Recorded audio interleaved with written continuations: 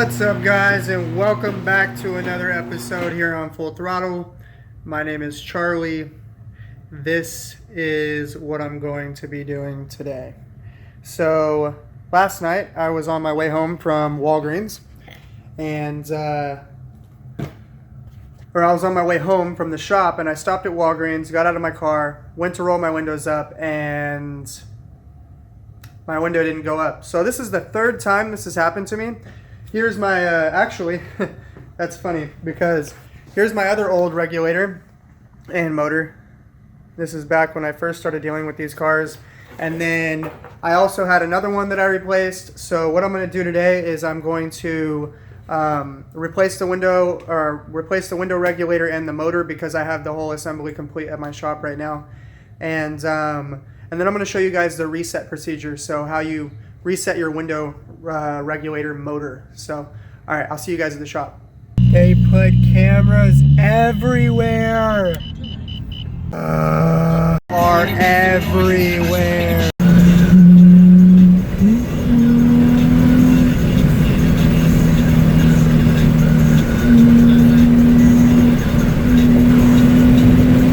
Shit, completely stopped.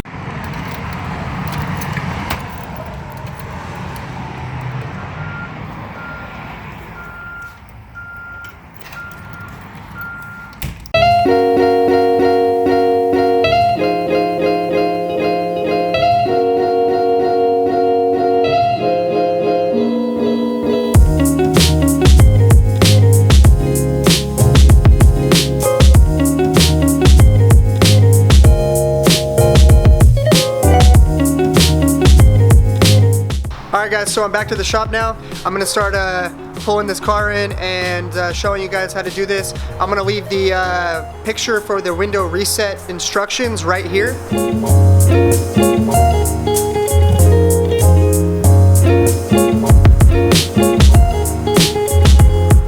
And I'm going to get started on my car now. So basically this is the problem I had yesterday on the way home. And let's see if I can get my door to stay open here. Awesome, this one stays open better than the driver's side. But, so, keys on, windows down, it won't go back up. So both the driver's side and the passenger side window switches don't work for it, so it's gotta be the motor. What I did is I tried to buy myself a little bit of time and unplug my door to cut the power to the window regulator motor and see if that would help reset it at all to help it roll up. But the problem is that didn't work either because it still won't go up as both switches still don't work. So what I'm going to do is I'm going to start by popping off this cover right here, and there's a 10mm bolt up here, a 10mm bolt down here, and then you can pop this window switch up. There's going to be two bolts right here behind this one and behind this one as well, and then you've got a whole bunch of clips around the outside. You've got one more 10mm bolt behind this trim piece right here.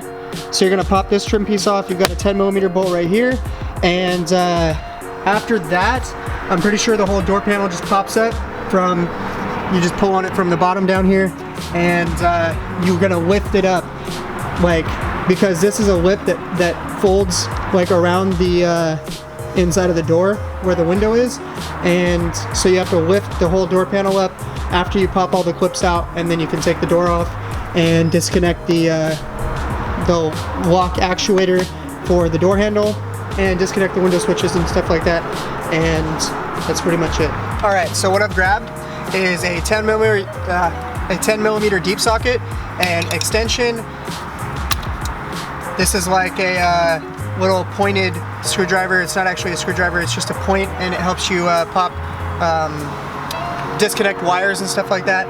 I got a Phillips head screwdriver just in case I needed one, and I've got this little plastic clip prying tool, and it's just to help me pop this piece off and the piece behind here. So I'm going to get to it. So the first thing I'm going to do is I'm going to pop this piece off. Be careful with it, they bend really easily, so I usually go from the bottom actually. The top has kind of like a clip up here at the top that you can break if you don't be careful. Just be careful not to bend this. This piece actually bends pretty easily as well. And then kind of just gently pull it out. That's the little clip right there. That's why you don't want to pop from the top. Then you've got two 10mm behind here. Be careful with these as well. I usually don't use an impact gun to put them back on because these door handles break really easily.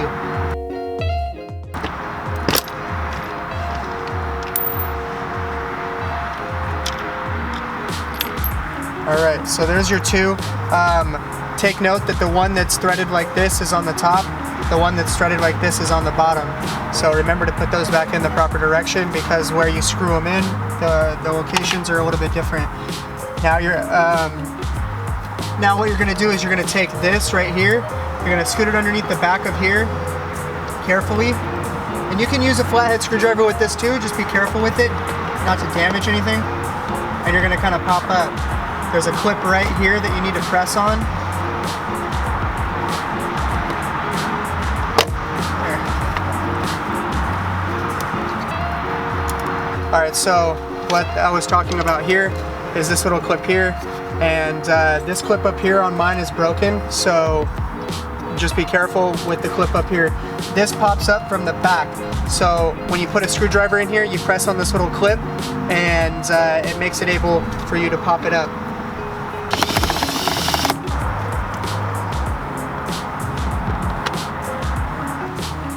Oh wow, this door handle is broken. So this is also a common thing with 350Zs. This door handle part right here, behind here, the handle actually breaks off, and so I don't have to take that screw off because the handle's broken off. So, alright, so after I took all those out, there's no more screws to take out. All I have to do is pop the door panel off, just like this. Lift it up. Wow, is that tweeter speaker broken too? And you've got two wires on the top. So I marked these before, top and bottom, T and B, but the top one is the one with the ball on it, and the bottom one is the one that looks like an L. So then your door panel's off. If you've got an 07 or if you got an 06 to 09, you're gonna have an extra plug that's for the light for your for the cup holder. There's like a little ambient lighting in there, so there's an extra plug right there too, so you just unplug that one. Door panel is the same way. So since my window is all the way down, it's gonna be hard for me to take out the window because these are the holes right here. Actually, I might be able to get to them from down here. I haven't tried it with the window all the way down yet. Now you've got a series of 10mm here, and you've actually got a couple of 12s too. So I'm gonna grab a 12, but I'm gonna start taking these 10s out and see how difficult it really is gonna be to take this window out complete with the window regulator.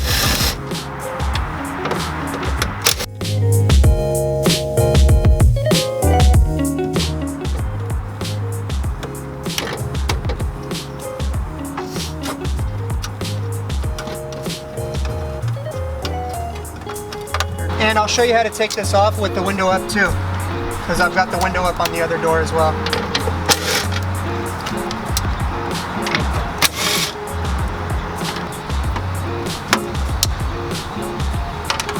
Alright. And what I'm going to do is I'm going to lift this up, take the screw out of this side.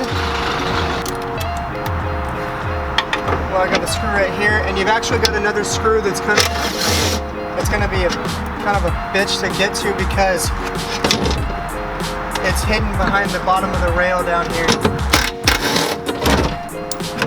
God, it's nice having the door stay open on this car though.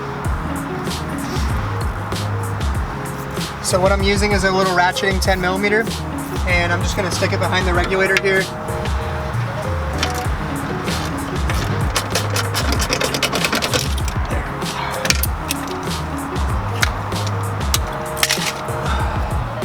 Goes the garbage regulator, and out comes the window. So while I'm in here, I'm going to look around to see if over time any screws or anything have dropped inside the door. It looks like this is pretty much okay. But alright, so what I'm going to do now is I'm going to go over to the other door. I'm going to bring the camera over there and set that door up so I can take the regulator and window off. If you guys wanted to know what the part number was on these, so you could order it ahead of time. This is for the right door window regulator. That's the part number there. Alright guys, so I got the door propped up on these pieces of foam on this dolly, and so basically if the window is completely up, it makes the job a lot easier because you've got a screw there and you've got two more right there, so easy to take off. And then this whole regulator comes off in one piece. So you take out all these screws and then the whole thing just pops off in one piece. You kind of have to move it a little bit, but for the most part it just pops off. Boom. So you're gonna take out one screw, two screws, and three screws. And these screws are, they have special washers on them, so I would make sure you keep track of them. Then the window just slides literally right out.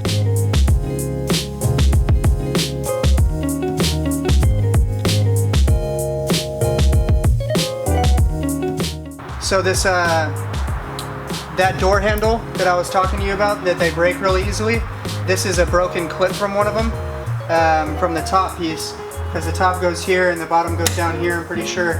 So yeah, just be careful, like I said, taking off the door handle, because they do actually break pretty easily. There we go.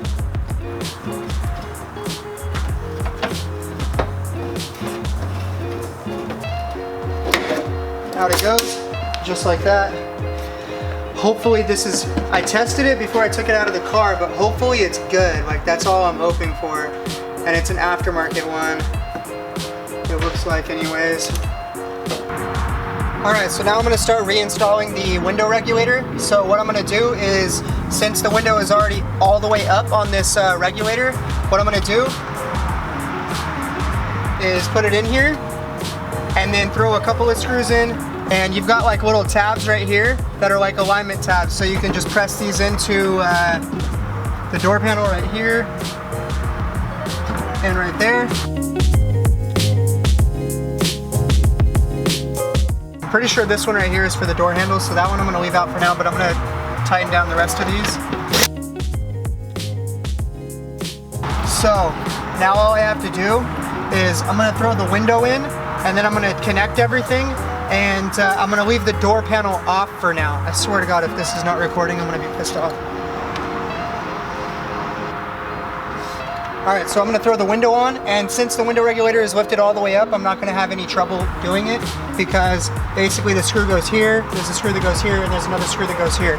So I'm going to throw the window in.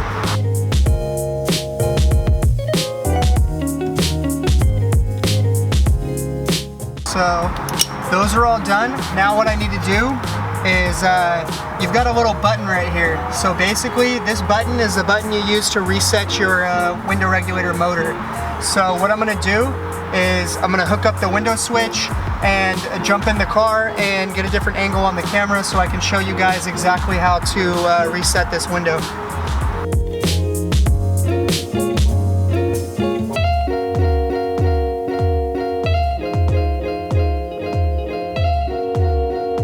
Cool. Alright, so what we got right here is another window switch. We're going to plug it up and see if it works.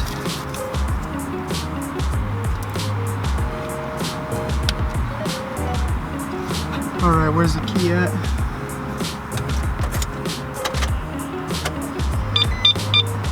And if you guys didn't know this, if your driver's side or your passenger side window switch is unplugged, then your windows won't work at all.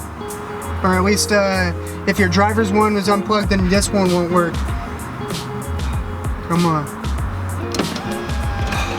Bruh. Oh my gosh, it's so funny. What is going on? That makes sense.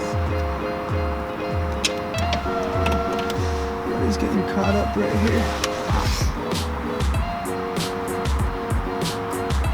This needs to be pulled out a little bit.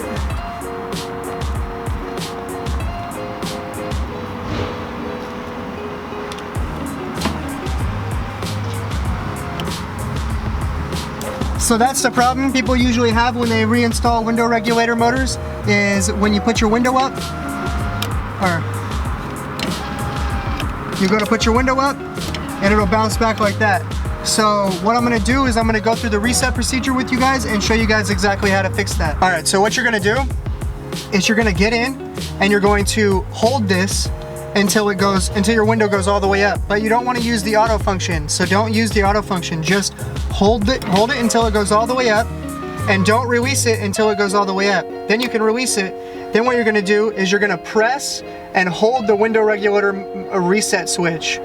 Then when you're holding this, you're gonna press down and hold the window regulator switch until the window is fully open.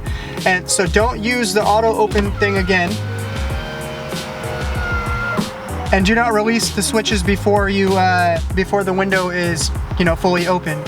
Release the reset switch and then lift up and hold the window switch until the window is completely closed again. And don't use the auto function again. Then what you're gonna do is you're gonna open the door to release the switch, and the glass should go partially down. So to open the door, since your door is like this, you're gonna use the one with the little ball on the end. And there it goes. Now let's see if it closes a little bit. There it goes. So watch the window. Watch this little part right here.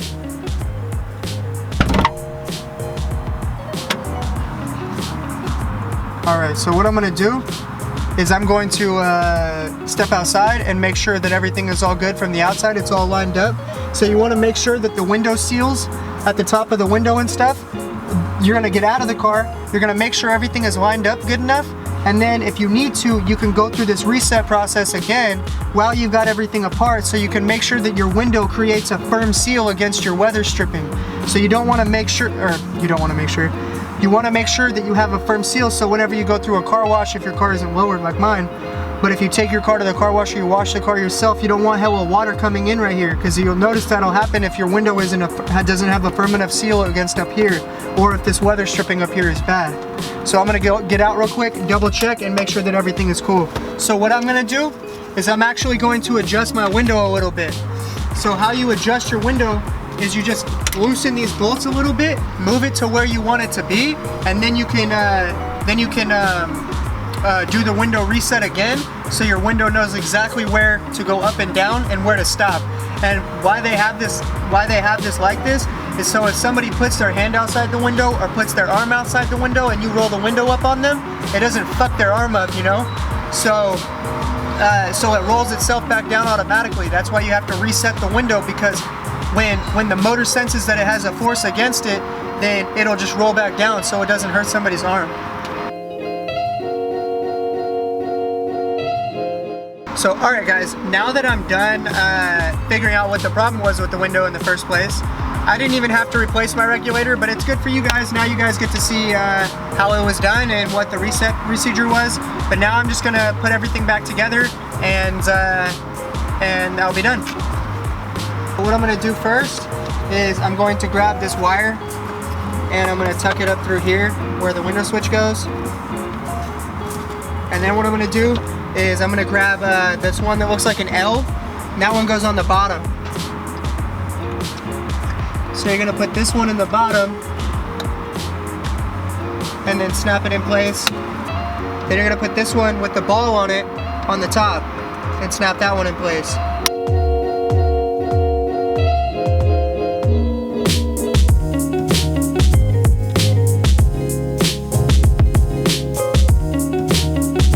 Alright guys, so what I did is I took a washer and I just kind of pressed it in place here, so that way when I put this door handle on the car, it doesn't put too much pressure on the plastic, and instead it has a bigger surface area that's solid instead of just a piece of cheap plastic, so that way I don't have to worry about it. And on the bottom I did kind of the same thing. So on this door handle here you have an arrow that points up, so you're just going to press it in.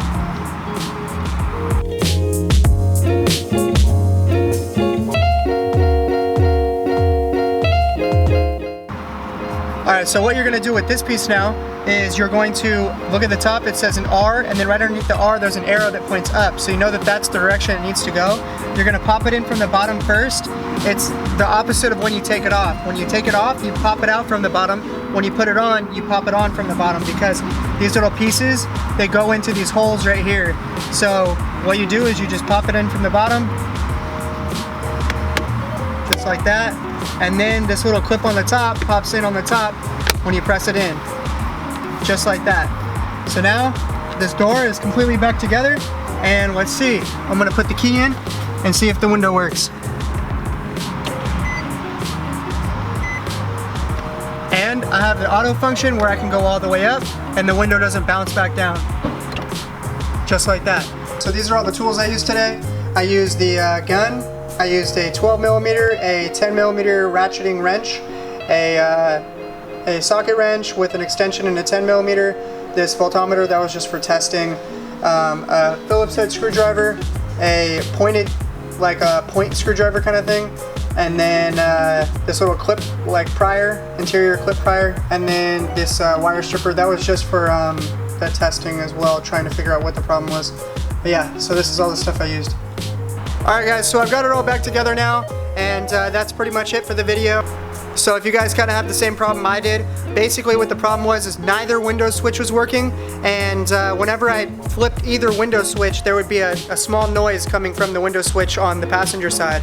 Well, I replaced the window switch and now it works fine, but I also replaced the regulator and the motor and everything as well. So another thing I was reading on forums as well is make sure if just your passenger window isn't working, it was kind of funny I thought, but make sure that this button isn't pressed, because that makes it so your passenger window doesn't even work. So make sure that that button isn't pressed, but that wasn't my issue anyways. My actual window switch was the issue. But yeah, so that's pretty much it. I checked all the connections and everything. I checked to even see if I was getting power to the passenger window, which if your passenger window switch is bad, you won't get any power. It doesn't matter if you're doing it from your driver's side or your passenger side, you're not gonna get any power to your passenger side, even if the driver's one is good and the passenger one is bad. So, but yeah. But alright guys, that's pretty much it for this video. If you need any parts for 350Z, G35, G37, 300ZX, check out my eBay store. I'll leave the link to that in the description. And yeah, if you like this video, if it gave you any help at all, hit that thumbs up button for me, and consider subscribing if you want to see any more 350Z stuff. It would help me out a lot. I got to get 1,000 subscribers before February 20th. So alright guys, I'll see you in the next video.